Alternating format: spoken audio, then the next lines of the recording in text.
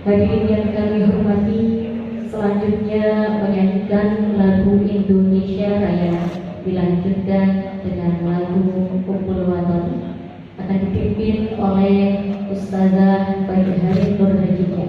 Kami persilakan. Hadirin mohon berdiri.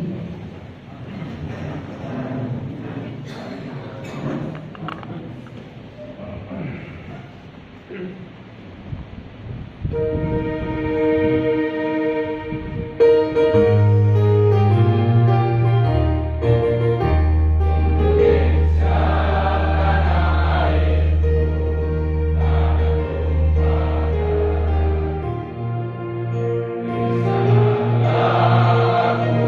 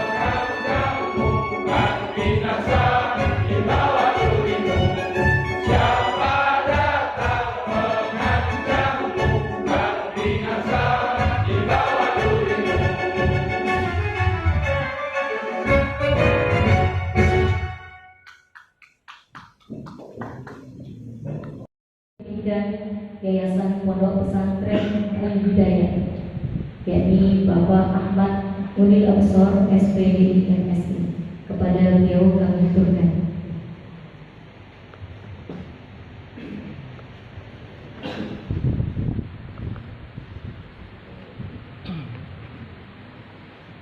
Assalamualaikum warahmatullahi wabarakatuh.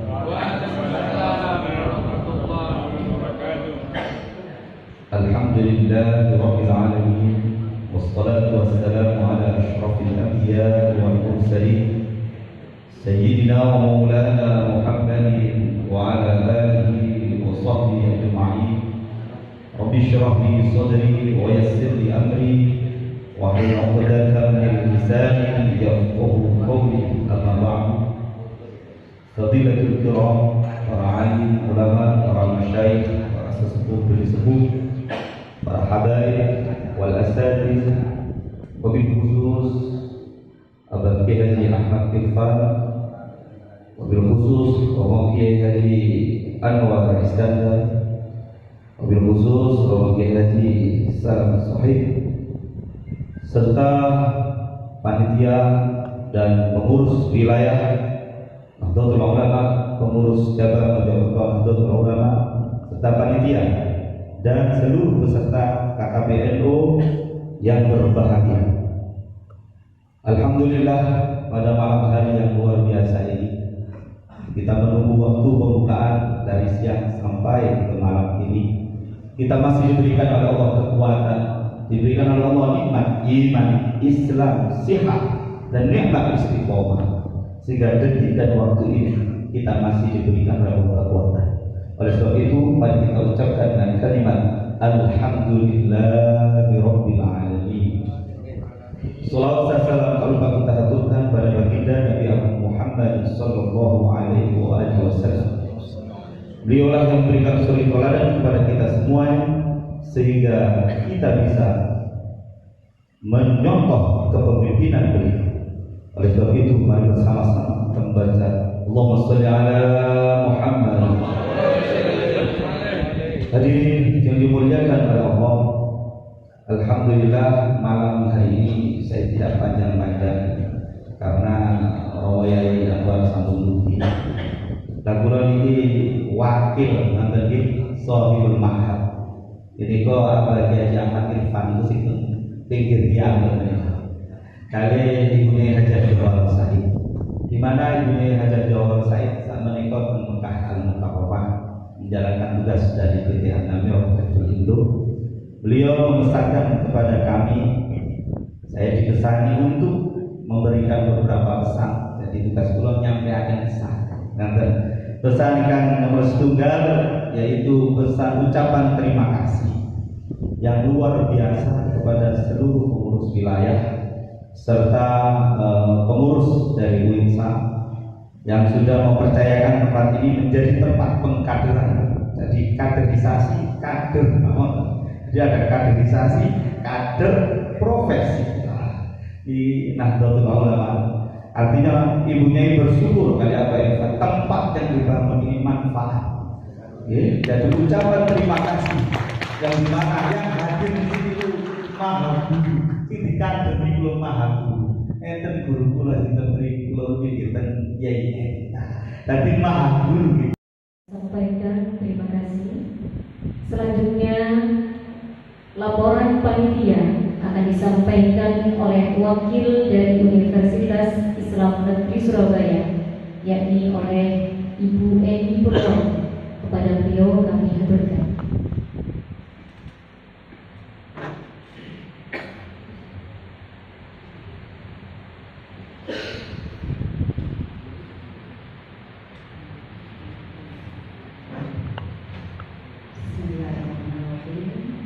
Assalamualaikum warahmatullahi wabarakatuh. Waalaikumsalam warahmatullahi wabarakatuh.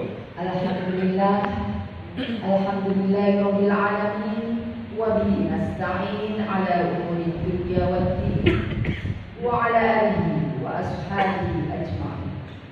Subhanallah, subhanaka la ilma lana illa ma 'allamtana innaka Antal Alimul Hakim.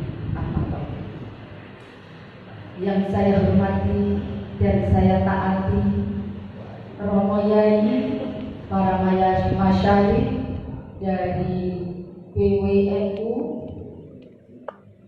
yang diketuai oleh Romo Yai Anwar Iskandar, Romo Yai, para masyayikh yang kami belum hafal semua namanya, namun semua yang beliau nasihatkan kepada kami warga NU, insya Allah kami akan selalu mentaati karena akan memberikan petunjuk-petunjuk bagi kami di dalam menjalankan tugas-tugas Khalifah fil Ardh selama berjuang mengabdi di UIN Sunan Ampel Surabaya, bagian dari kader-kader generasi Nahdlatul Ulama yang insya Allah akan setia ila yaumil qiyamah. Yang terhormat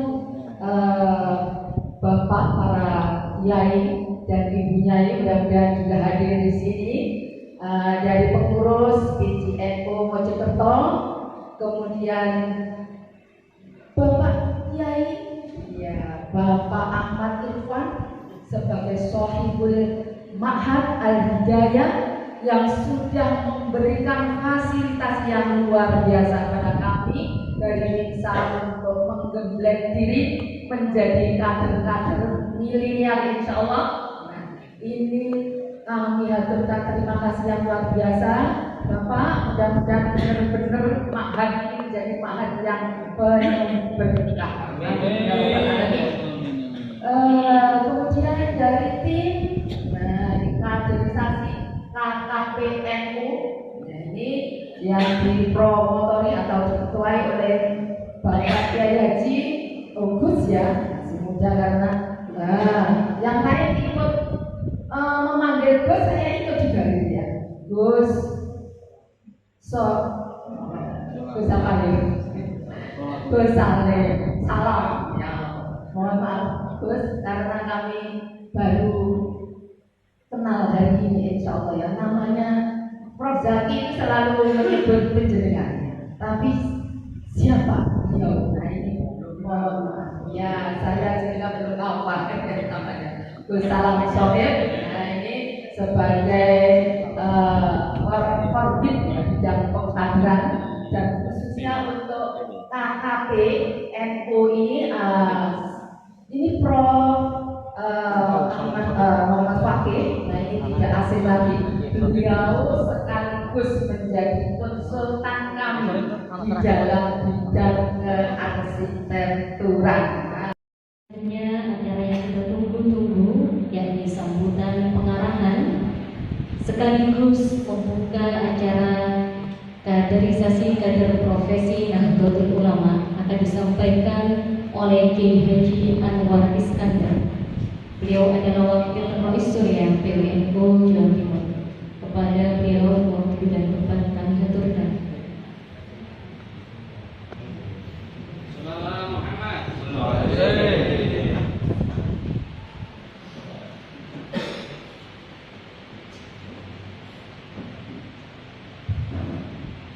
Assalamualaikum warahmatullahi wabarakatuh. Alhamdulillah, wassalatu wassalamu ala man la nabiyya ba'dah.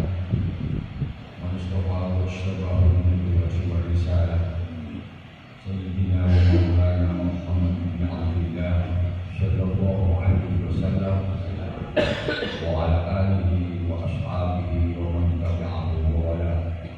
Amma ba'du, wala haula wala quwwata illa billah. Bapak-bapak dan ibu-ibu sekalian yang saya muliakan, khususnya para bapak-bapak dari Yayasan Pondok Pesantren Al-Hidayah, juga dari para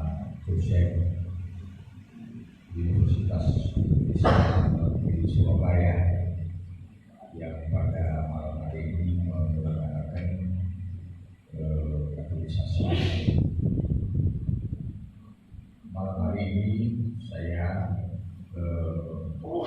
mewakili pengurus wilayah Jawa Timur di sebelah kanan saya persis ini namanya Salam Sofik.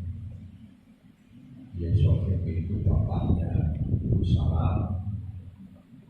Sofik itu putranya Yusuf Sansuni, salah satu pendiri dari Nahdlatul Ulama.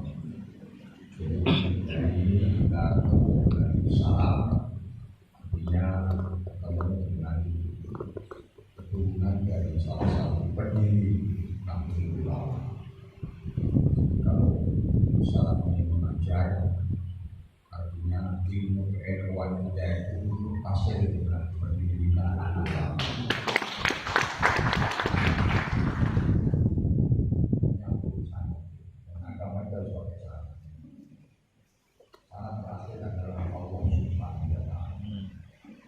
Belakangannya adalah koordinator yaitu saya Subang dan sekitarnya, Mojokerto dan sekitarnya, dan yang paling utama Barat adalah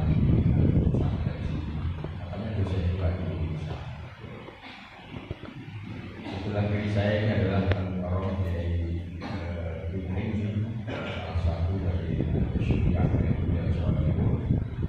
Terus setiap hari adalah yang mau Rasul Masjid Sunan Ampel, Masjid Ampel, Masjid Rahmat, Masjid Ampel. Dan lagi supaya kita tahu Pak Insinyur Pak Pagi yang kaderisasi sehari-hari itu naik dan memanage kaderisasi di mana-mana. Usaha ini sehari-hari adalah juga wakil ketua NU wilayah Jawa Timur yang fungsinya itu antara lain ngurusi pendidikan. Jadi mulai pendidikan dasar, menengah, perguruan tinggi, pondok pesantren, dan tidak pondok pesantren. Karena musiknya itu nggak mudah.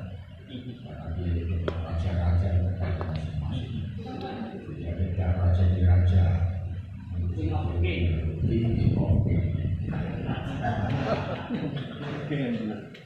Bapak-bapak dan ibu sekalian, kalau menurut hitungan Masihiyah atau Miladiyah, hari ini tanggal 31 bulan Januari adalah tepat pada hari kelahiran Nahdlatul Ulama.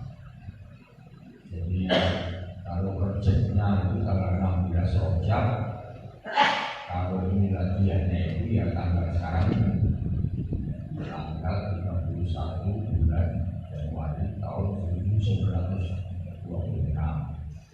Sehingga hari ini kita membuka atau meresmikan kaderisasi ini sekaligus untuk memperingati hari lahir Nahdlatul Ulama. Kita doakan mudah-mudahan tahun ini akan terus berjaya mengabdi kepada agama dan negara, hidupnya ada di dan kita mudah-mudahan terus diberikan kekuatan roh dan batin oleh Allah untuk mengabdi pada ulama, dan akhirnya kita di akhirat nanti kumpulkan dengan orang-orang soleh ulama Allah Subhanahu wa Ta'ala. Amin ya rabbal alamin. Di dunia ini mudah-mudahan barokahnya kita menjadi ulama, anak keturunan kita menjadi soleh. Amin ya rabbal alamin.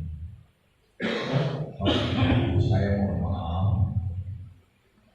Pak Wagub jadwalnya pada saya itu jam 17 sampai jam 16 sampai.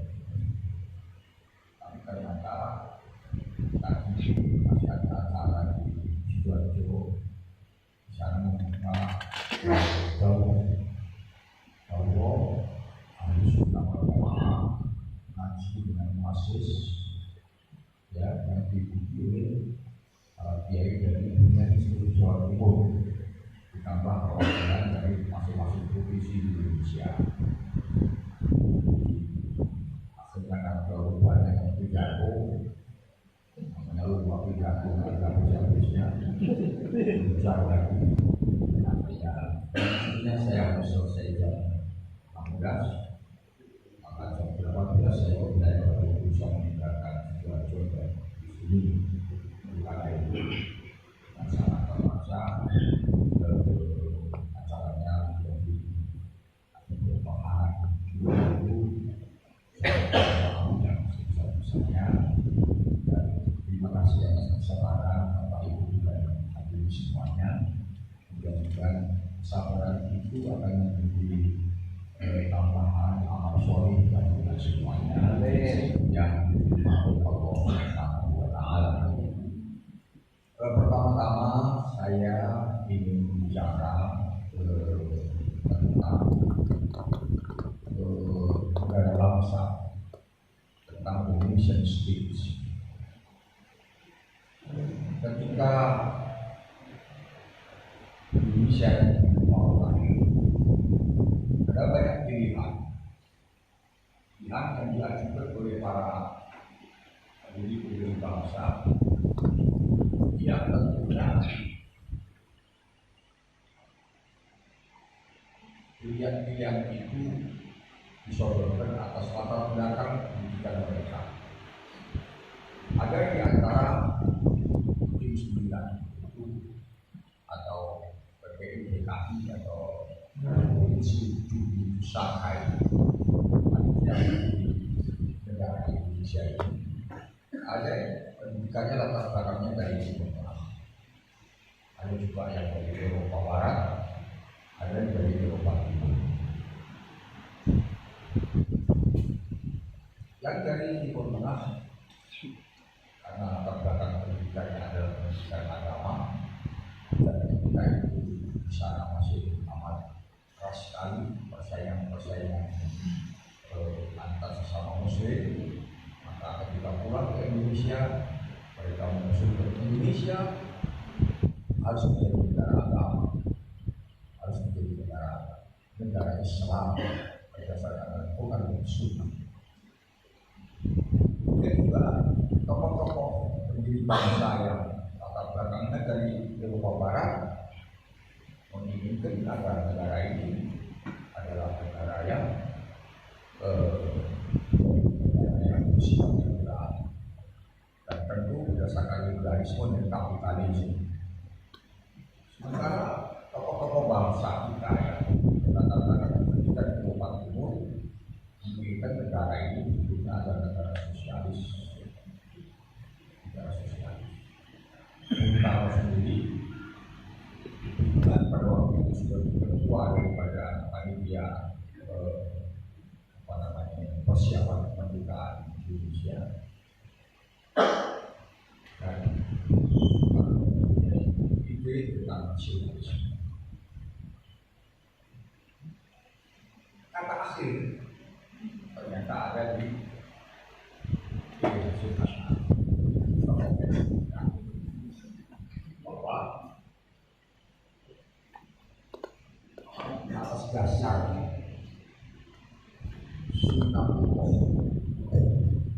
atas dasar sunnahullah bahwa Indonesia ini terdiri dari latar belakang yang berbagai-bagai, baik dari suku, agama dan macam-macam, maka tidak boleh ada klaim, tetapi bentuk negara harus sebuah negara yang bisa mengayomi seluruh latar belakang bangsa yang macam-macam tadi. Oleh karena itu, Kiai Hasyim Asy'ari menyetujui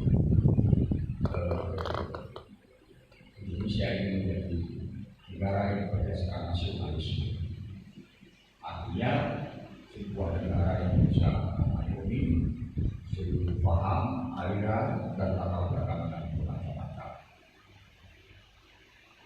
Tapi sudah sekalian, ada yang barangkali belum banyak yang tahu bahwa diterimanya nasionalisme sebagai bentuk negara atau negara bangsa bukan negara agama oleh Pak Hashim ini sebenarnya ada catatan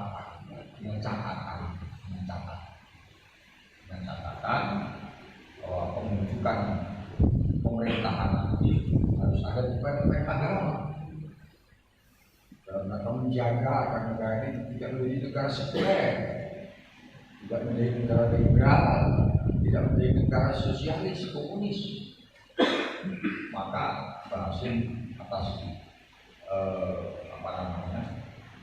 aduan dari putranya yang Abdul Wahid mengajukan usulan, tapi ternyata dia dicatat dalam sejarah. Kita terima Indonesia sendiri negara bangsa, tetapi dengan catatan harus ada jaminan agama itu tetap terlindungi dan menjadi bagian penting dari pengambilan keputusan bernegara. Yang sini masih belum clear. Kalau menjadi dasar di sini enggak. Jadi apa ini yang mungkin masih perlu renungan dari para kita semua. Dan akhirnya usulan NU ini diterima. Negara Indonesia menjadi negara bangsa, tapi bisa ada departemen agama. Dan akhirnya menjadi win ini. Jadi kami mengusulkan agar departemen agama itu NU. Karena itu amat sangat menjadi semestinya apabila kemudian departemen agama itu menterinya mesti dari NU itu sudah semestinya. Ya, karena memang dulu yang terkena catatan kita terima nasionalisme itu dengan catatan tadi itu adalah Nahdlatul Ulama, dan ternyata bertahun-tahun lamanya ganti presiden atau ganti kabinet tetap begitu. Kalau sekarang ini kemudian tidak dari NU itu menurut saya ahistoris dan bagian dari kecelakaan politik. Ya. Ada orang yang bilang NU itu bisa menjadi rahmatan lil alamin, tapi tidak bisa menjadi rahmatan pada dirinya sendiri. Bisa merahmati kemenangan Jokowi, tapi tidak bisa merahmati kemenangan dirinya sendiri. Sampai jatahnya sendiri aja hilang. Ya ini tidak terjadi untuk yang kesekian kalinya. Dan keputusan politik dalam setiap pemilu harus benar-benar dihitung dengan sebaik-baiknya. Boleh jadi sekarang NU jadi bagian dari pengambilan keputusan negara dalam hal ini menjadi wakil presiden. Tidak tahu wakil presiden ini real apa tidak real, karena waktu dia Ma'ruf datang ke NU di hadapan para kiai dan pengurus itu, saya sudah mengatakan bahwa mudah-mudahan Kiai Ma'ruf ini benar-benar real politik, bukan permainan politik. Kalau sampai hanya jadi permainan politik, saya khawatir mandi dahulu jadi Ma'ruf. Yaitu yang namanya orang NU jangan hanya jadi bodoh salam. Bodoh salam itu dari wajah bodohnya masak, kalau masak selesai ya. Nah, apa yang terjadi sekarang ini dengan penuh lain selain dinamika politik yang ada ini, maka pada pemilu yang akan datang tahun 2024 harus tidak terulang lagi. Harapannya sih kalau bisa NU jadi presiden pada pemilu. Harapannya mungkin kenapa tidak? Pak Jokowi menang itu cuma didukung oleh 65 juta suara. Pemilih NU itu sudah lebih dari 90 juta. Sekarang tinggal bagaimana yang 90 juta ini benar-benar real memberi manfaat kepada NU. Jadi tidak hanya rahmatan alam, kita juga rahmatan alam iya, tapi juga harus rahmatan dinafsi. Ilmu itu menerang orang lain, tapi tidak pada dirinya sendiri. Jadi saya bicara pada tataran konsep kebangsaan. Negara bangsa yang dipilih oleh para pendiri-pendiri bangsa, sistem negara bangsa yang dipilih dan ditentukan menjadi pilihan akhir daripada pendiri bangsa, termasuk di dalamnya adalah Nahdlatul Ulama. Ini sesuatu yang sudah jadi. Setuan-tuan sudah tidak perlu dipermasalahkan lagi.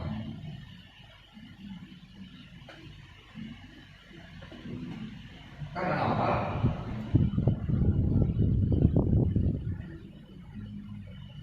Karena negara bangsa ini tidak bertentangan dengan ajaran Al-Quran dan tidak bertentangan dengan ajaran agama, tidak bertentangan dengan ajaran Islam. Walaupun kelompok sebelah mengatakan bahwa nasionalisme itu jahiliyah.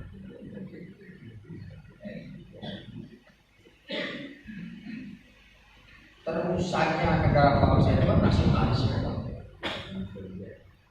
Terusannya daripada negara bangsa itu adalah nasionalisme, wakoninya. Dan menurut NU, nasionalisme itu bagian dari iman. Hubbul waton minal iman. Sementara yang tidak suka dengan prinsip itu, dia mengatakan hubbul waton minal syaitan. Jahiliyah kan sekitar. Nah, urutannya kalau negara bangsa itu ya kemudian demokrasi, ya kemudian kedaulatan rakyat, kan begitu. Semuanya ini mulai dari nasionalisme, kedaulatan rakyat, dan demokrasi, semuanya itu tauhid. Semuanya tauhid. Sedangkan kita punya pemahaman bahwa nasionalisme itu tidak bertentangan dengan Islam, bahkan menjadi bagian daripada iman, dan perangkat daripada nasionalisme itu ada demokrasi. Demokrasi itu tidak salah karena di dalamnya ada musyawarah itu ada dari demokrasi itu ada kedaulatan rakyat. Mereka mengatakan kedaulatan juga ada, rakyat juga berdaulat, dan ada kedaulatan Allah.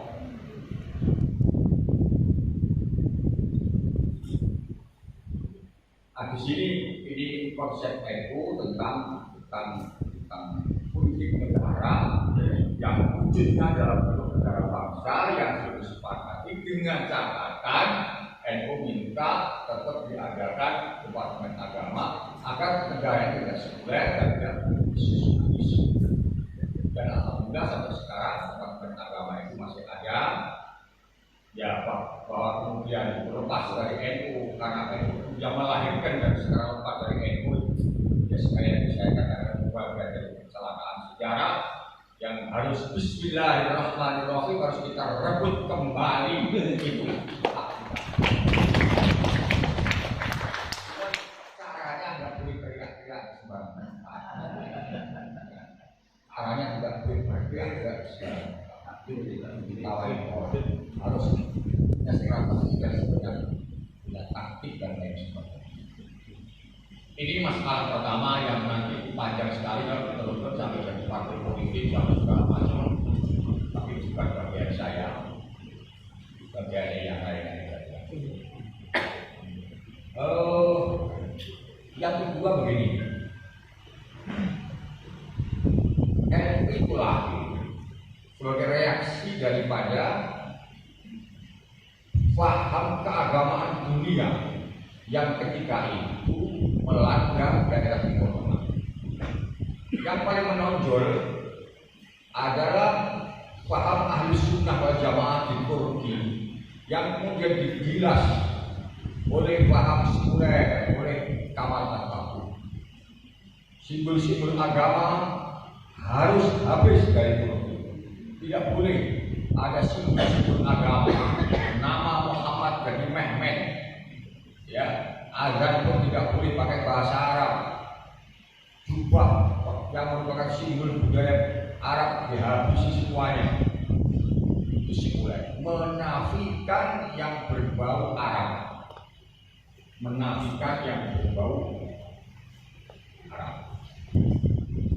Sementara di Hijaz, itu namanya Hijaz, itu ahli sunnah wal jamaah digilas habis oleh Wahabi,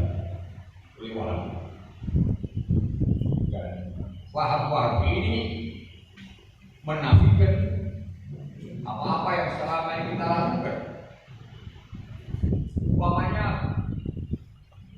di dalam memahami Al-Quran dan hadis tidak boleh ada manhaj apa-apa. Manhaj memahami Quran ya hadis itu. Tidak boleh pakai ijma, tidak boleh pakai qiyas.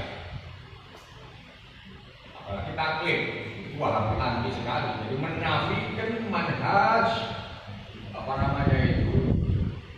untuk mengeksploitasi hukum-hukum dari dasar aslinya, yaitu sunnah Al-Quran. Juga menafikan sesuatu yang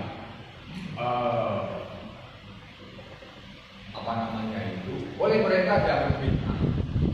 Ada ziarah kubur, ada mendoakan orang mati, ada manfaatnya ayat-ayat Quran, ada manfaatnya sedekah dan lain-lain. Itu dinafikan.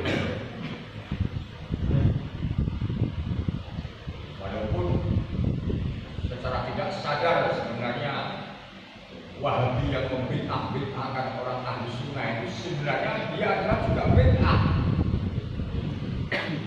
Karena zaman Kanjeng Nabi gak ada itu membid'ah-bid'ahkan. Ijma qiyas itu gak ada zaman Nabi membid'ah-bid'ahkan orang setelah makan itu gak ada.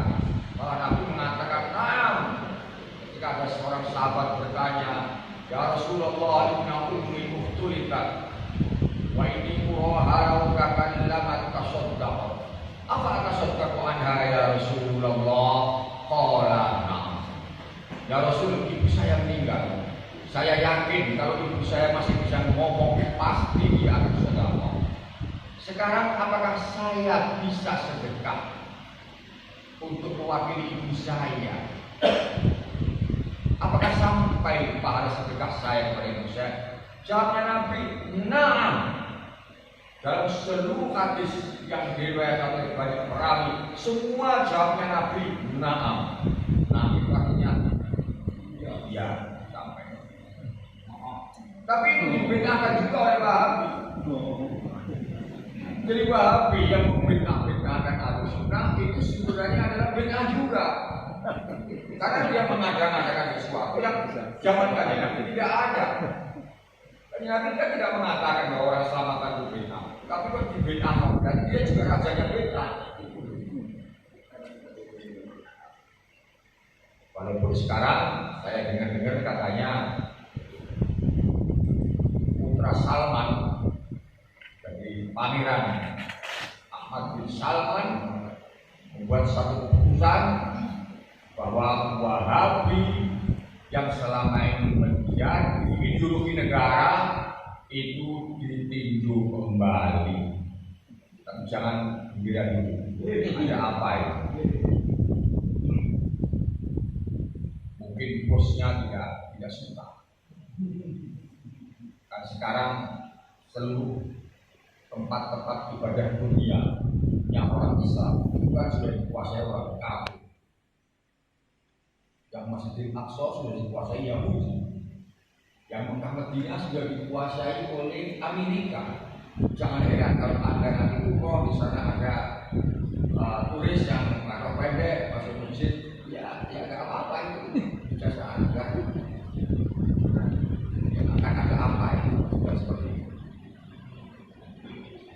Nah, dua-duanya ini menurut Mbah Hashim itu menafikan. Baik sekularisme maupun Wahabi itu paham yang satunya menafikan nilai-nilai tradisional, nilai-nilai at-thaqafah wal hadarah wal adabiyah. Maka menurut Mbah Hashim, dua mazhab besar dari kutub besar Islam ini tidak akan mungkin menjadi kiblat dan imam daripada peradaban Islam di masa yang akan datang. Itu paham bahasa. Gak mungkin dunia akan mau menerima sebuah paham yang saling menafikan. Karena nilai peradaban itu bukan sesuatu yang menafikan, tetapi yang mengakomodir. Dan sebuah aliran ideologi dan mazhab yang mengakomodir itu adalah Ahlus Sunnah wal Jamaah. Di dalam Ahlus Sunnah ini nilai-nilai ideologi bertemu dengan nilai-nilai civilization, dengan nilai budaya. Boleh jadi orang Jawa Timur sholat tapi pakai sarung, pakai peci, pakai baju koko itu asalnya dari Cina. Di sini ketemu budaya Cina, bajunya koko, sarung budaya Jawa, ketemu dengan sholat itu agama. Ini agama atau ideologi yang mempertemukan antara nilai-nilai agama dengan budaya itu ya Ahlus Sunnah wal Jamaah. Sementara sekuler maupun Jawa itu saling menafikan.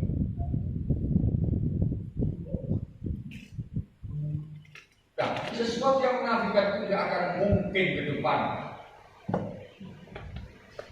bisa memimpin sebuah peradaban. Padahal Islam datang itu adalah untuk membangun peradaban. Coba lihat kaji Nabi.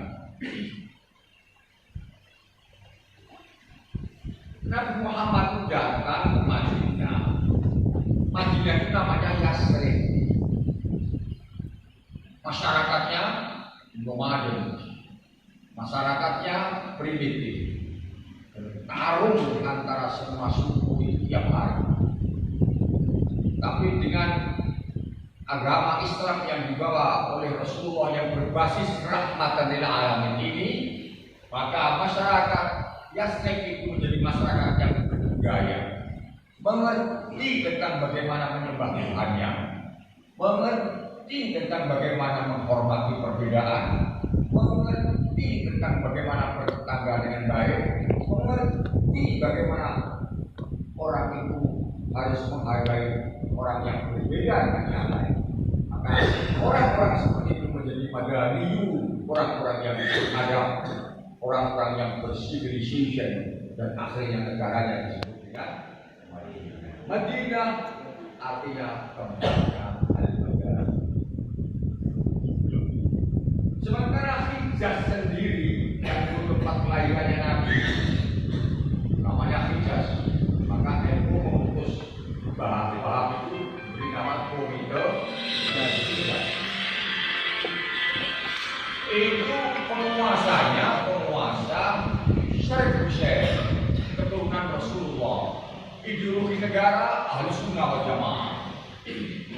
Tapi di sana belum dibagi.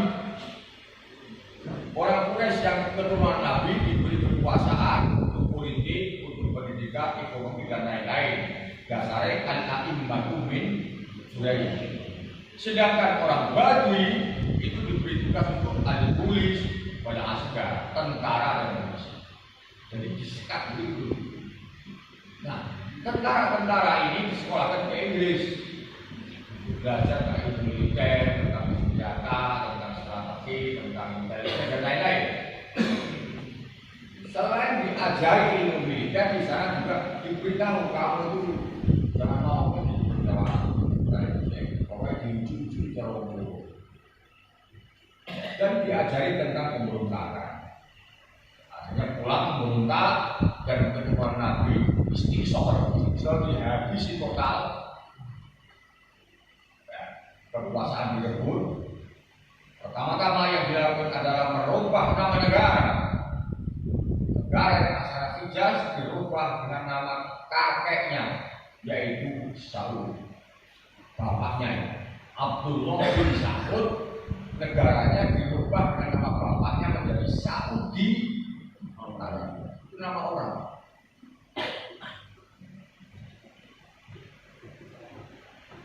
Nah, ideologi juga begitu.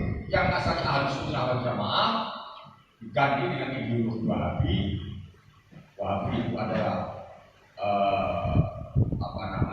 keturunan dari At-Tamimi. At-Tamimi termasuk keturunan ke atasnya ada namanya Abdurrahman bin Muljam At-Tamimi. Ya, itu apa Quran setiap hari puasa, kalau malam selalu tahajud. Tapi yang membunuh Sayyidina Ali dan dia mengatakan dengan bangga sekali, aku telah menghabisi manusia yang tidak mau menggunakan hukum Allah sebagai dasar pengambilan keputusan. Itu pekerjaan yang puasa, salat tahajud dan hafal Quran. Namanya Abdurrahman bin Muljam At-Tamimi. Maka jangan kenceng-kenceng kalau puasa.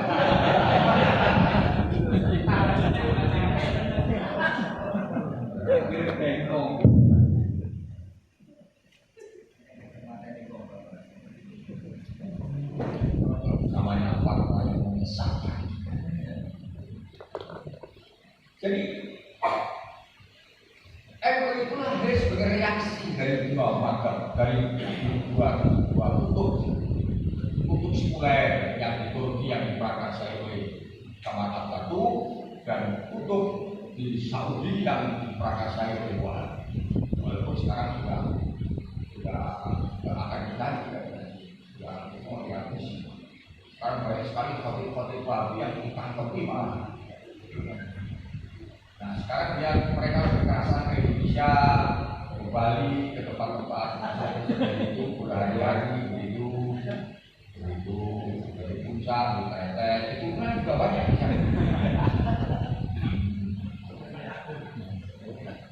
Nah, di tengah-tengah pergulatan inilah maka lahir dan mengambil jalan tengah la syar'iyan wala ghurbiyan, tetapi dengan jalan tengah yaitu Islam wasat.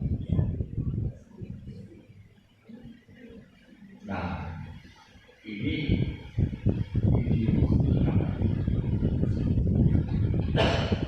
fikrah. Yang di NU itu selain ada ideologi, ya.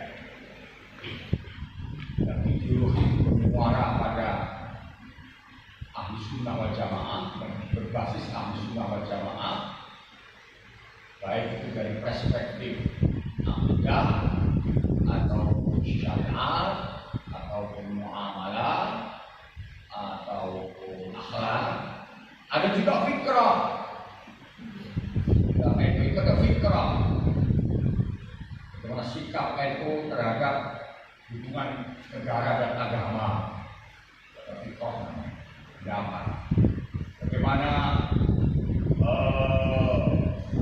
hidup di tengah-tengah masyarakat yang plural, yang macam-macam ini. Ya. Sementara Islam itu ingin terus berkembang, tapi kok kuotanya ini fungsi macam-macam. Nah itu bagaimana?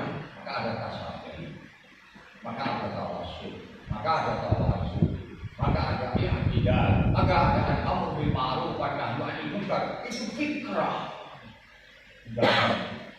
Jadi selain ada ideologi, yang bermuara pada akidah, syariat dan akhlak tadi itu, juga ada fiqh yang menyangkut tentang hubungan manusia dengan bangsanya, yang menyangkut ajaran manusia, hubungannya manusia dengan tetangganya, yang kata-kata yang universal.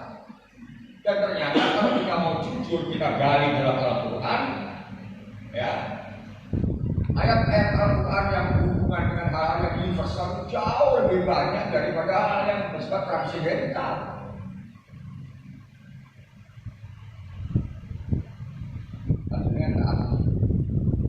Bismillahirrahmanirrahim. Ya ayyuhalladzina amanu idza nudiya lis-sholati min yaumil jumu'ati fas'au ila dzikrillahi wa dzarul bai'a. Dzalikum khairul lakum in kuntum ta'lamun. Itu transidental urusan sholat Jumat ibadah Allah. Apakah berarti di situ tidak?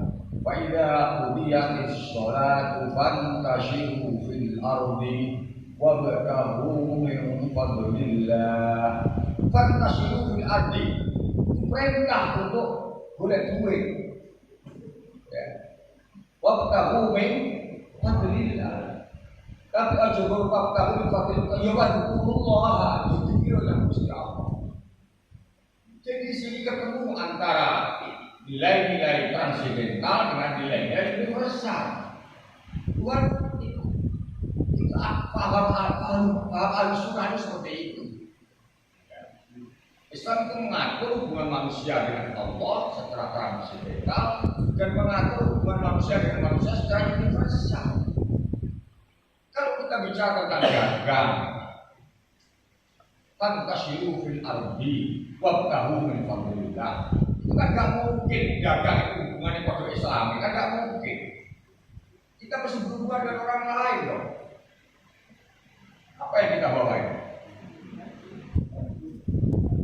Ini tidak ada yang lahir dari karya atau tangan negara Islam. Ini dari Korea. Mobilnya kita naiki, aman Jepang, kita haji, kita Yahudi pesawat tua. Mungkin baju kita ini semuanya ini kayak dari Cina. Ini universal semua. Dengan pandangan seperti itulah, maka NU memantapkan diri mengambil jalan tengah, karena memang jalan tengah itu adalah kebutuhan hidup manusia.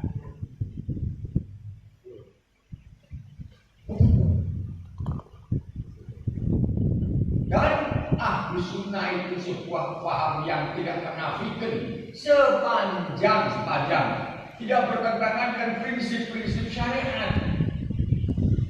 Budaya kita terima, sudah mau budaya model apa saja.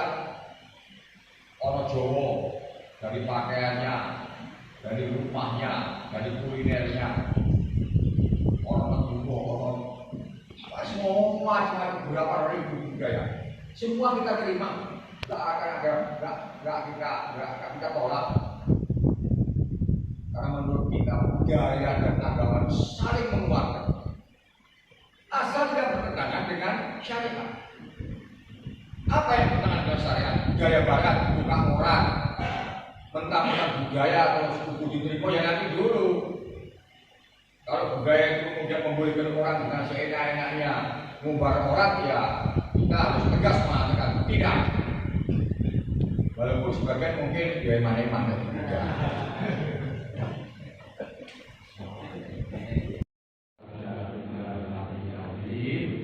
Kaderisasi fungsional untuk dosen-dosen kita selama ini dinyatakan dibuka.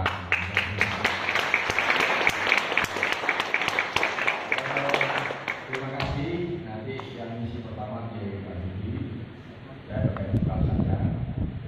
Dan untuk nanti ada sendiri.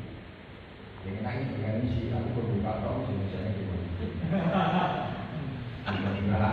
Mudah-mudahan apa namanya memberi manfaat sebagai bekal kita untuk berjuang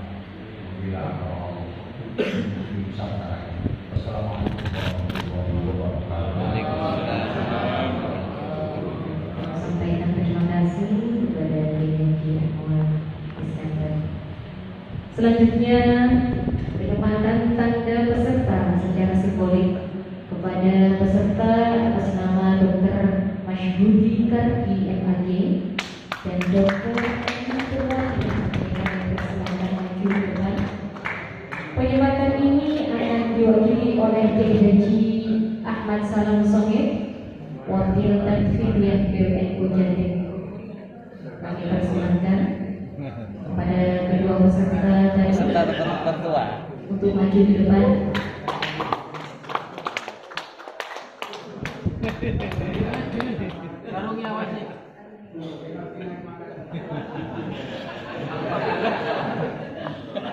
Kami persilakan wakil dari BUMN menyampaikan.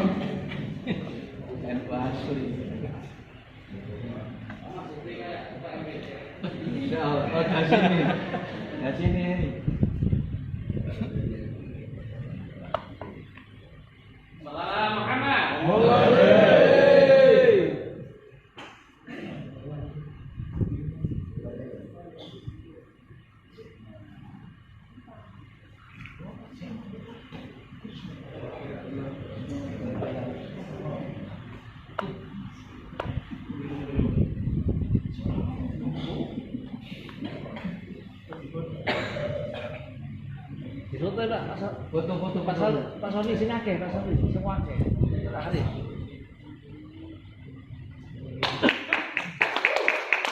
Dengan disematkannya tanda peserta pada malam hari ini, acara kaderisasi kader profesi Nahdlatul Ulama Angkatan Kedua Segmen Dosen UINSA Surabaya resmi dibuka.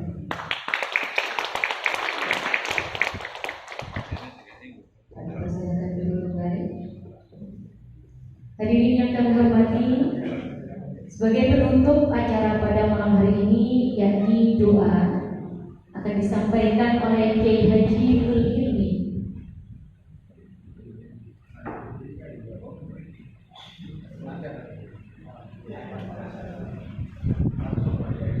J, langsung Bapak Kiai Haji Anwar Iskandar untuk menutup doa.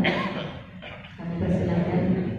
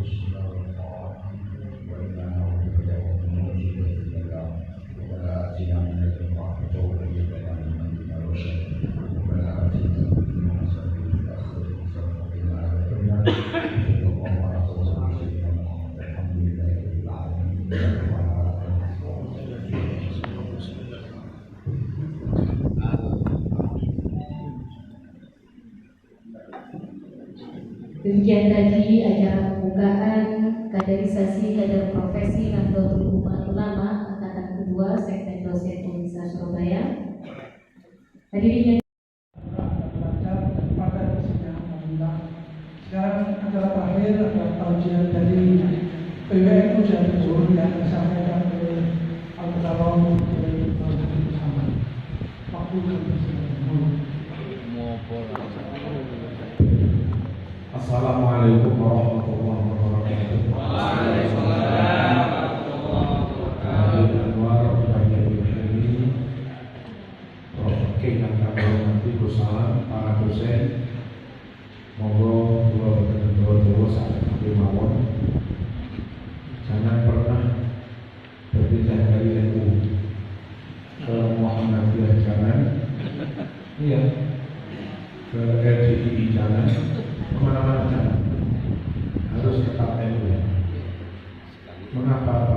dosen harus tetap NU karena dari berbagai sisi yang benar tetap NU. Kalau pandangan dari epistemologi, ontologi, aksiologi, dari 3 aspek itu tetap NU yang benar. Pertama, dari sisi konten, secara objektif, secara konten, NU sesuai dengan Quran Sunnah. Dan selain NU kurang sesuai dengan Quran Sunnah. Contoh, dalam hadis Sahih Muslim nomor urut 630, Rasulullah resmi mensunahkan Allahu Akbar kabira walhamdulillahi katsira wa subhanallahi bukratan. Itu Sahih Muslim, bukan yang lain. Hadis Sahih Muslim nomor urut di Google 630. Dan kita tahu orang di luar NU bukan saja tidak baca kabiro, bahkan sebagian menganggap itu fitnah, menganggap itu tidak ada dari mereka salah menganggap hadis. Terus hadis Sahih Bukhari nomor 3541, maaf balik, nomor 3451, nomor 3451, mau pakai di googling. Bunyinya, karena Sallallahu Alaihi Wasallam dia baru basmalah, bahwa kanjeng Nabi itu mengeraskan bacaan basmalah. Yang jauh, bagaimana baca bahasa Inggris itu tensesnya pakai kanan fi'il amri, lalu yang baru fi'il doa itu kan pas continuous. Kalau pas continuous menerjemahnya begini, dahulu kanjeng Nabi senantiasa, begitu, ya kan? Karena yang baru bil basmalah, dulu Nabi itu senantiasa mengeraskan bacaan basmalah. Bukhari 3451. Orang di luar NU, andai tidak bismillah tapi menang, itu masih api. Wes gak bismillah bin aja salah itu. Makanya ojo menutup kayak salah. Jadi kita ngerti. Iya. Hadis Bukhari nomor 1001. Ya Anas, hal kata Rasulullah sallallahu alaihi wasallam fi salat subhi? Qala na'am. Qila aw qanata qabla ruku'? Qala ba'da ruku'. Itu Bukhari nomor 1001. Saat googling, wahai Anas, apakah kanjeng Nabi baca qunut dalam sholat subuh? Anas menjawab, nah. Apa benar bacanya qunut sebelum ruku'? Kenapa ditanya sebelum ruku'? Karena qanata yang masdarnya qunut itu kalau qabla ruku' maknanya beda dengan ba'da ruku'. Qabla ruku' itu berarti qiyam. Nah, orang sholat dalam posisi qiyam itu baca Fatihah, baca surat. Lalu yang ba'da ruku' itu i'tidal, ya kan? I'tidal baca apa? Baca doa, baca Rabbana lakal hamd. Nah, kunutnya Nabi kunut subuh itu qabla ruku' apa ba'da ruku'? Jawabnya Anas, ba'da ruku'. Yang dimaksud Nabi kunut subuh itu kunut subuh setelah bangun dari ruku'. Di sini salahnya sebagian Ustaz Muhammadiyah yang berusaha menafsir tapi kurang balaghahnya. Mana kurang balaghahnya? Dia kata meskipun ada hadis Nabi qanata, kata mereka tidak serta-merta maknanya doa Allah mendini.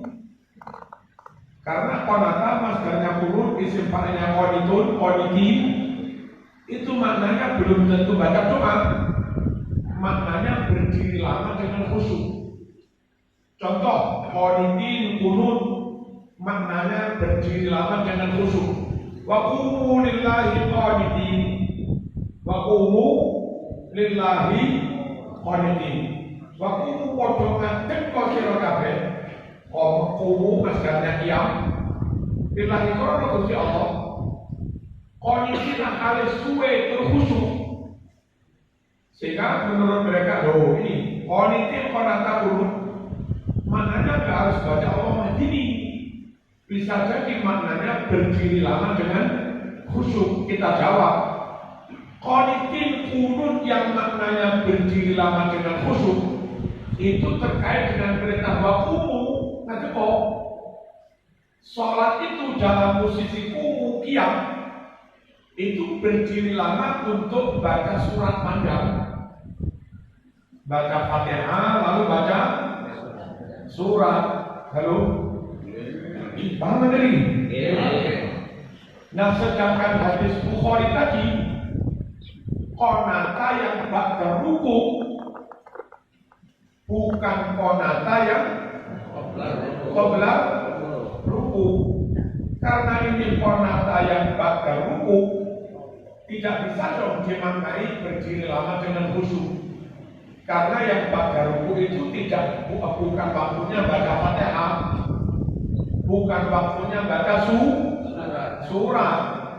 Sementara yang waqulillahi qanitin berdiri lama dengan khusyuk itu terkait dengan perintah kumu ngadeko untuk baca Fatihah dan surat.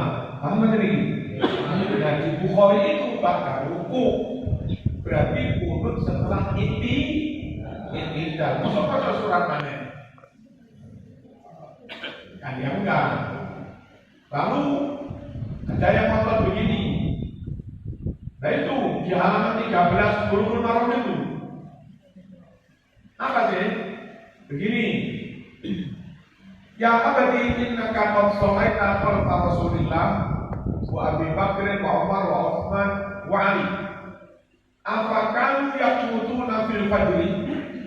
Ini ada anak nanya kepada bapaknya, Yahya, panjenengan kan pernah makmum kepada Nabi Abu Bakar, Umar, Utsman, Ali. Halo? Panjenengan kan pernah makmum kepada Nabi Abu Bakar, Umar, Utsman, Ali. Apa benar mereka pada kunut subuh? Apakah yang butuh nafil fajri? Di Bulughul Maram jawab ayahnya, ay bunayya muhdath. Hai anakku, kunut itu bid'ah. Kunut itu bid'ah. Karena riwayat ini, maka beberapa orang ngotot ngarani kunut subuh itu bid'ah. Bagaimana kita jawab? Jawaban pertama, hadis ini mutharib. Lafaz hadis ini kacau, nggak konsisten, beda-beda. Contoh perbedaan itu, satu, ada di kitab Majmu' Nawawi juz 3 halaman 482 kalau cetakan Indonesia, halaman 495 kalau cetakan Darul Fikri karena tulisannya agak gede-gede. Riwayat hadis itu di kitab Majmu' juz 3 halaman 482, jawabnya ayatnya bukan Bunayya muhdath, tapi di sana tertulis Bunayya fahaddits. Jadi kalau di Bulughul Maram muhdath, kalau di kitab Majmu' fahaddits. Yahya, panjenengan pernah makmum pada Nabi Abu Bakar, Umar, Utsman, Ali. Apa mereka pada kunut subuh? Kalau versi kita Majmu', iya nah, itu iya. Fahaddits, makanya cerita dong. Jadi yang dipakai yang mana? Satu sanad, satu riwayat, dua kitab lafaznya beda. Nah, ada kaidah tidak ta'arud dalilani biduni imkani tarjih tasaqqata. Kalau ada dua dalil bertubuhkan tanpa bisa dipilih mana yang lebih rajih, mana yang lebih kuat, maka dua dalil itu dua-duanya gugur gak dipakai semua. Wonocoro, Podo Solo, Podo Joyo no. Wonocoro mati kabeh. Karena Podo Joyo no. Dan itu logis. Halo? Logis. Bapak Ibu rahmatullah, hadis yang di Bulughul Maram jangan dipakai karena nabrak di Majmu'.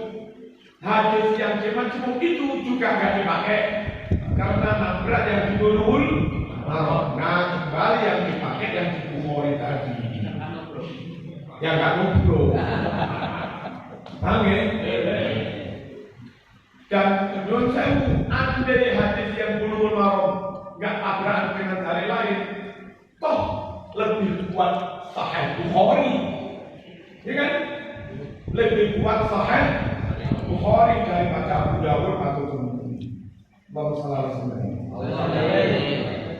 Lalu ada yang bilang begini, Nabi itu kunut 1 bulan, lalu ditinggalkan. Itu Sahih Bukhari. Pada Rasulullah SAW syahran, wada'a ala rijlin wadakwan wa usayyad thumma tarakahu. Bahwa Nabi kunut dan mendoakan laknat 3 suku yang membunuh guru-guru ngaji. Apa 3 suku yang dilaknati Nabi? Rijlin, Dakwan, Usayyad. Genap 1 bulan, thumma tarakahu. Lalu Nabi meninggalkan. Nah, katanya mereka di luar NU, tuh lihat, Nabi itu kunut 1 bulan, ngapain kamu kunut sampai sekarang? Itu amat sudah ditinggalkan Nabi, ngapain kamu lanjut? Salah kita ingin lanjutin kunut, kok Nabi kunut 1 bulan lalu ditinggalkan. Bapak Ibu rahmatullah, kunut ini bukan kunut subuh. Ini kunut nazilah karena terkait dengan musibah besar. Guru-guru ngaji dirampok di jalan dibunuh. Nah, kunut isinya melaknat di suku-suku, merespon musibah itu namanya kunut karena musibah. Bahasa Arabnya musibah itu nazilah, jamaknya nawazil. Kunut nazilah, kunut karena musibah. Nah, 2 hadis ini biar berlaku sendiri-sendiri. Kunut subuh jalan, kunut nazilah kalau ada musibah juga jalan. Jadi nabrak-nabraknya beda-beda.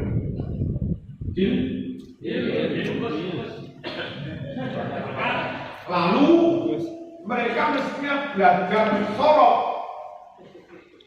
belajar domain. Lafadznya itu 2, konata, wada'an, kunut dan mendoakan laknat, jangan alam. Domirnya di belakang ifrad, mufrad, summa tarakahu. Lalu Nabi meninggalkannya. Berarti salah satu kan? Bukan tarakahuma. Apa? Bukan tarakahuma, tapi tarakahu. Yang ditinggalkan hanya salah satu. Kalau menurut persepsi atau keyakinanmu, yang ditinggalkan kunutnya mestinya melaknatinya lanjut. Kalau menurut persepsi dan keyakinanmu yang ditinggalkan laknatnya, kunutnya lanjut. Kalau yang ditinggalkan kunutnya, laknatnya lanjut. Ditinggalkan dua-duanya, nggak bisa membolehnya mufrad. Halo? Assalamualaikum. Terus kira-kira menurut Muhammadiyah, domir itu rujuk pada yang mana? Lalu Nabi meninggalkan kunut, nggak usah kunut lagi karena sudah ditinggalkan. Berarti laknatnya lanjut. Terus. Lah kenapa laknatnya mandek, kunutnya juga mandek, padahal domirnya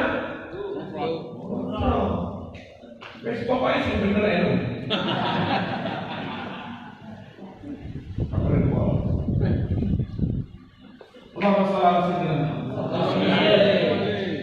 Nabi basmalah salah, Bukhari 3451. Nabi mengajarkan Allahu Akbar kabira, Muslim 630.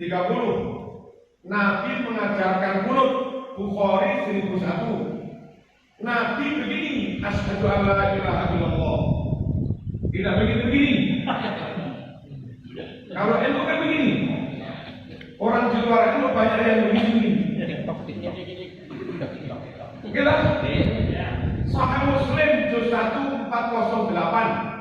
Sahih Muslim juz 1 408. Karena idza jalasa fi shalat wada'a kaffahu al-yumna ala fakhidhihi al-yumna wa qabada asabi'ahu wa asyara bi asbu'ihi allati talil ibham ila qiblah. Kanjeng Nabi itu kalau duduk tahiyat, tangan di atas, ditaruh di atas paha, berpegang, kecuali jari dekatnya jempolan, berarti telunjuk. Nabi yusiru ilal qiblah, dengan jari telunjuk itu sambil baca syahadat, Nabi menunjuk ke arah kiblat. Misalnya kiblat sana, asyhadu an la ilaha illallah. Menunjuk itu begini. Enggak ada menunjuk itu begini. Mana guru yang dosen yang dokter? Itu. Masa menunjuk begini? Salah yo karo. Ini Ustaz, Bu Dokter. Itu dong. Hadisnya itu nunjuk asyara yusiru. Terus orang di luar NU kadang berpegangan riwayat Ibnu Majah di Bulughul Maram itu, yang bunyinya kana yuharriku asbu'ahu fis salat. Kanjeng Nabi yuharrik jarinya, harraka yuharriku.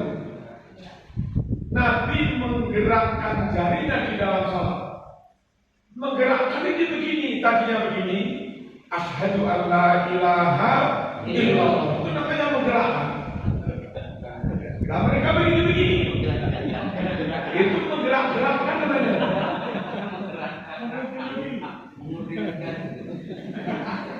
Nah, tinggal lafaz yuharrik itu dimaknai menggerakkan, apa dimaknai menggerak-gerakkan.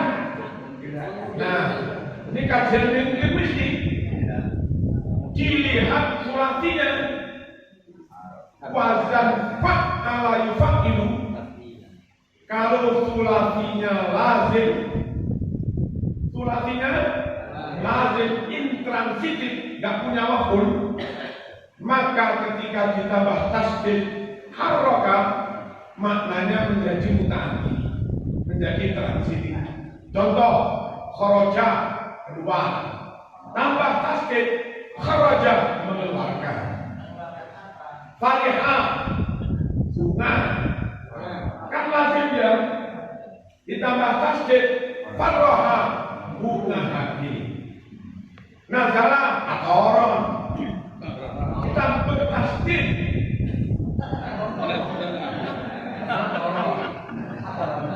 atoron aki.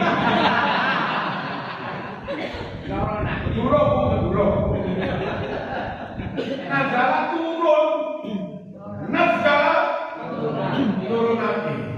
Nah, kalau sulasinya sudah mutaati, ditambah tasdid, janjinya takdir bahwa perbuatan itu dilakukan berulang-ulang. Contoh, otoa, putus, motong, kan transitif ya. Mutaati, tambah tasdid, kotor ayu kotiu, memotong-motong. Bukan motong maknanya, memotong-motong. Kalau kotoran, motong. Kalau kotoran, memotong-motong. Kasaro, pecah. Tambah tasdid, kasaro, memecah-mecah. Nah, gerak tadi, harokan, itu sulasinya harikaya haroku. Lazimkah dia atau mutaati? Kalau harika lazim maknanya gerak, berarti haroka menggerakkan. Kalau harika mutaati maknanya menggerakkan. Berarti haraka maknanya menggerak-gerakkan. Nah, kajian makna nun sewu menawi teng namanya alfiah mulai bab sorot-sorot niku fa fa'ala lazimu mislu qa'ada lahu fuqulun bitiratin kalada wa fa'ila lazimu babuhu fa'al kafarohin wa kajawan wa kasalal fu'ulatun fa'alatun ifa'ula kasahulal amru wa zaitun jazulah wa fa'ila lazimu babu fa'alan fi'il madhi fa'ilan masdarnya fa'alan itu lazim berarti harika yahroku harokan wa harokatan dia masuk kategori lazim. Kalau lazim harika maknanya gerak jangan dimaknai menggerakkan. Harokat maknanya gerakan jangan dimaknai penggerakan. Nah, dong begini.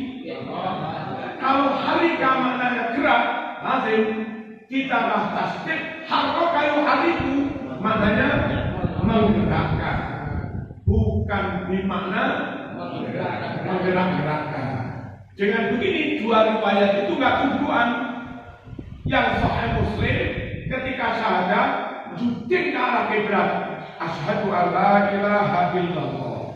Yang Ibnu Majah ketika syahadat menggerakkan jarinya, asyhadu alla ilaha illallah. Ini kan menggerakkan juga.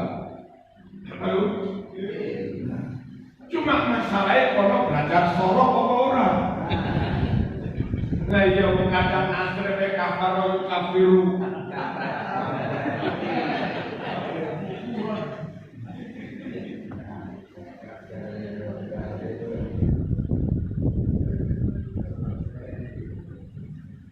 Halo? Allahumma shalli ala sayyidina Muhammad. Sedikit lagi, Bapak Ibu rahmatullah. Lalu kita pakai mirip, orang di luar kita pakai apa enggak pakai? Enggak mau pikir keras-keras itu. Secara konteks, secara ontologi yang benar itu cocok nanti benar. Nabrak nanti salah boleh, apa boleh? Nentang nanti salah, podo nanti benar, kalau usah repot-repot. Nah, Sahih Muslim juz 1 410, Bukhari kitabnya Fathul Bari juz 2 324. Bunyinya inna raf'as sauti bidzikri hina yansarifun nasu minal maktubah karena ala ahli Nabi sallallahu alaihi wasallam. Setuhune banterake swara zikir nalika wong-wong pas bubaran salat fardu. Apa namanya? Banterake zikir nalika bubaran salat fardu. Wiritan. Namanya wiritan. Karena ngono wis ana ala ahli Nabi sejak zaman Kanjeng Nabi. Bukan barang bid'ah. Dari dulu ya seperti itu. Tapi mereka ngotot mengatakan itu bid'ah. Ada apa enggak salaman-salaman? Pada jamaah salaman. Bahkan kalau perlu sungkem, imamnya bersalam terus kalian sungkem. Itu Bukhari 4377. Salat Rasul Abu Rakatain wal Asra Rakatain wa baina yadayhi adatan shalla min wara'iha mar'ah faqama wa qama an-nas faja'alu ya'khuduna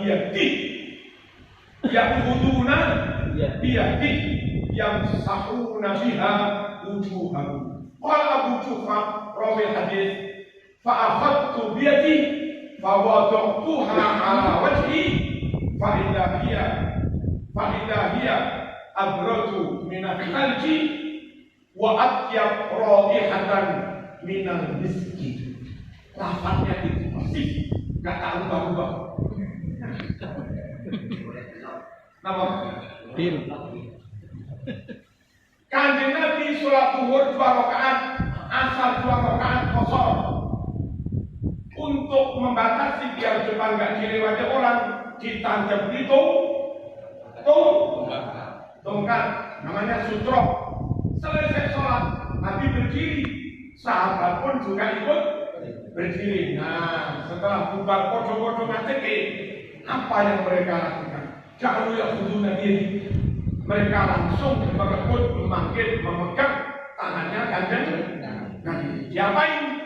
Yang sahuna biha wujuhahum. Tangan Nabi itu mereka usap-usapkan ke wajah mereka. Baca sholat ini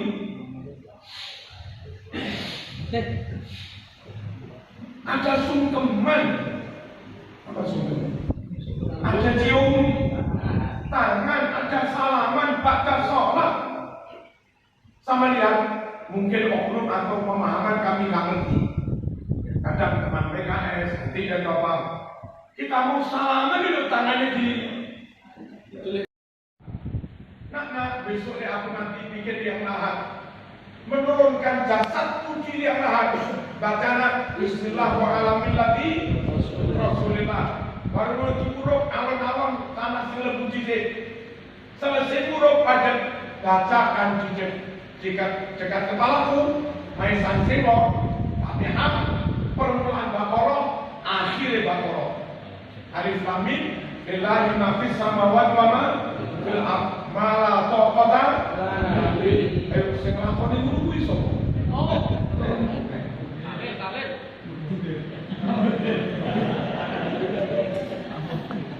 Mukhtasar Tadhkiratul Qutubi, halaman 25. Idza dakhaltumul maqabir faqra'u Fatihatal Kitab wal mu'awwidhatain wa qul huwallahu ahad waj'alu thawaba dzalika lil mayyit.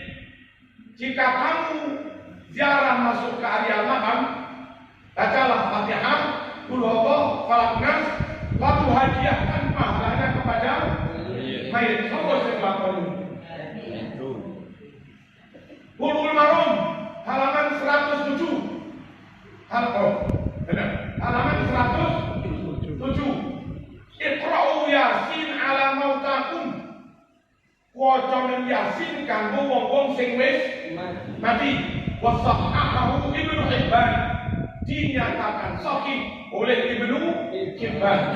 Dan hadis itu juga ditasbih, dinyatakan sahih oleh tokoh Wahabi Muhammad bin Ali bin Muhammad Asy-Syaukani dalam kitab Ar-Rasailus Salafiyah halaman 46. Hati-hati sana. Hati-hati. Wacana Yasin kanggo wong sing wis mati. Terus juga dicari sahih juz 2 178 riwayat Baihaqi sahih. Faqra'uha inda mautakum. Waca Yasin yang sandinge wong sing wis mati. Baca Quran secara umum untuk mayit di kitab Ar-Ruh halaman 11 karangan Ibnu Qayyim Al-Jauzi, murid Ibnu Taimiyah. Kanu idza mata lahumul mayyit ikhtalafu ala qabri yaqra'una indahul Quran. Sahabat yang koncone mati, mereka giliran bergantian mendatangi makamnya, dibacakan Al-Quran. Riyadus Shalihin bab janazah bola majlis kapan. Riwayat Imam Muslim sahih. Idza dafantumuni fa'aqimu hawla qabri qadramatul hawjazur wa yuqassamu lahmuha hatta asta'nisa bikum wa a'lama madza uraji'u bihi rusul rabbi. Kalau sampean selesai kubur saya, kata Nabi, ojo langsung mulai, tunggu ono kuburanku, suwene podo karo sing milih unta sak bagi dagingnya selesai, kira-kira 1 jam. Kenapa perlu ditunggu?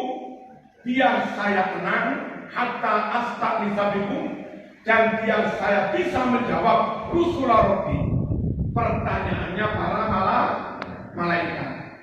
Imam Syafi'i mentaklid hadis itu juga di Riyadhus Shalihin. Terus ngapain nunggu setelah pemakaman? Doa kan? Atau moco-moco? Atau kopi? Katanya Imam Syafi'i, walau khatamu indahul Quran lakana hasanah. Andai nunggu setelah pemakaman itu sambil khataman Quran, itu lebih baik. Lalu? Apa mana? Sampai lah. Pokoknya sing bener. Dari sisi epistemologi, metode cara yang dipakai dilalui untuk mencapai kebenaran. NO pakai sanad. Ini benar-benar. Saya punya guru, saya punya guru, gurunya punya guru, gurunya punya guru sampai sama membaca hadis tentang Isra Mi'raj. Falamma khalastu, apa maknanya khalastu? Apa? Kabel guru sama ya? Maknanya nalikone ingsun wis ngliwati, wis ngliwati pintu pertama. Faida ana apa? Tiba-tiba saya di Adam ketemu Nabi. Itu bahasanya pakai falamma khalastu. Biasanya marro atau biasanya tajawaz itu. Tapi ini di Sahih Bukhari pakai khalastu.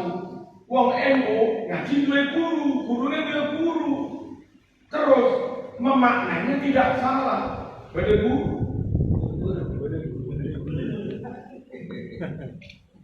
Orang di luar NU pakai terjemah. Benarkah harokatnya nggak tahu?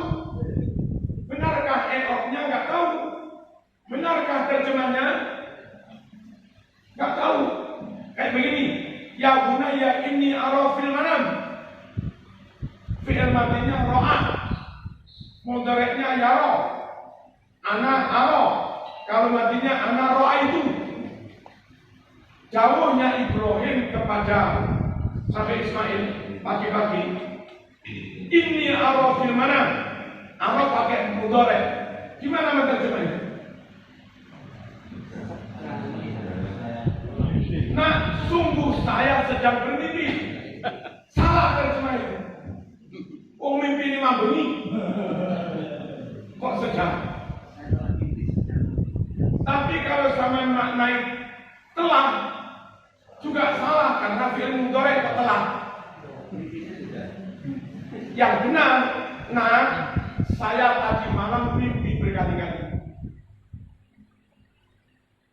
Mudhari' fi maudhi'il madhi yufidu takthir wa dawam.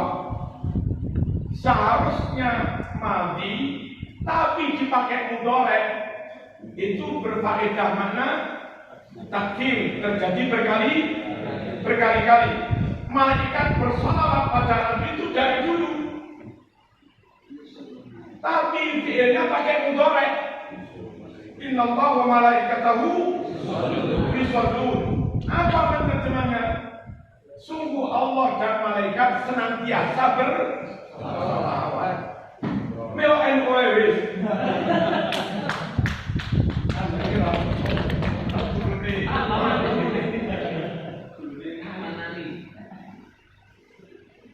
Lalu, Bapak Ibu rahmatullah, kami mohon doa kemarin WA ke LTN supaya menelusuri kitab-kitab yang banyak ditahrif, yang banyak diselewengkan oleh orang-orang Wahabi Timur Tengah. Banyak kitab-kitab Ahlus Sunnah wal Jamaah. Bagaimana mengantisipasi kitab yang dirubah-rubah? Ikut NU, beres. Membeli kitab anyar, terjemah atau tidak, tanpa mau ikut NU, baca aja. Hadisnya dirubahkan, nggak tahu. Hadisnya ditambah-tambah lafaznya dikurangi, nggak tahu. Kalau sama ngaji ke Gus Salam ini, Yun Sewu, ketika ngajar Sahih Bukhari ke saya, Dia megang kitab lawas, kitabnya Mbak Bisri. Yang kitab itu sudah ada maknanya. Mbak Bisri dulu ngaji dari gurunya, yang mana kitabnya Mbak Bisri zaman itu belum dirubah-rubah pakai sekarang ini. Jadi membeli kitab baru, khawatir ada perubahan-perubahan. Ngaji dengan Kiai NU yang masih punya kitab otentik.